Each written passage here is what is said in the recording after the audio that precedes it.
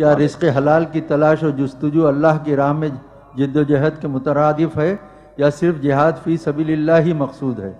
قرآن و سنت کی روشنی میں مدلل و مفصل آراء سے مستفیض فرما کر عند اللہ ماجور و مشکور ہوں۔ میں نے تو آپ سے پہلے ہی عرض کر دیا تھا کہ یہ جو جہاد زندگانی ہے یہ جائز ہے، اور ایک مسلمان اس کو کرتا ہے شریعت کے مطابق تو یہ عبادت ہے۔ القاسم حبیب اللہ، جو محنت کر کے اپنے اپنے بچوں کے لیے رزق فراہم کرتا ہے وہ اللہ کا حبیب ہے، محبوب ہے، دوست ہے۔ لیکن جہاد فی سبیل اللہ جو ہے وہ بالکل دوسری شے ہے، اس کے لیے تو فاقہ بھی برداشت کرنا پڑے گا۔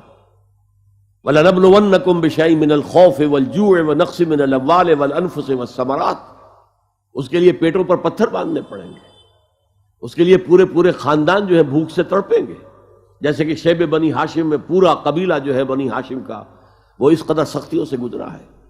تو جہاد فی سبیل اللہ کا اپنا ایک پیٹرن ہے، لیکن یہ کہ خود روزی کمانا اور نیک روزی کمانا یہ بھی نیک کام ہے۔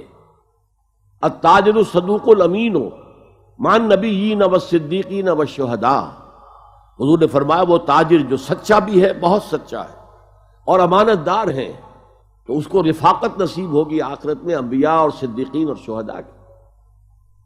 لیکن ہر چیز علیحدہ ہے۔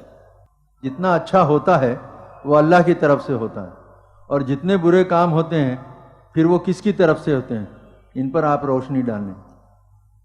دیکھیے ہر کام اچھا ہو یا برا، اس میں سب سے پہلے آپ کا ارادہ اور آپ کی نیت کو دخل ہے، اس کے بعد اللہ کی طرف سے اذن ہوتا ہے کہ ٹھیک ہے اگر تم چوری کرنے جانا چاہتے ہو جاؤ چوری کرو، ٹھیک ہے اگر تم تہجد کی نماز مسجد میں جا کے پڑھنا چاہتے ہو جاؤ۔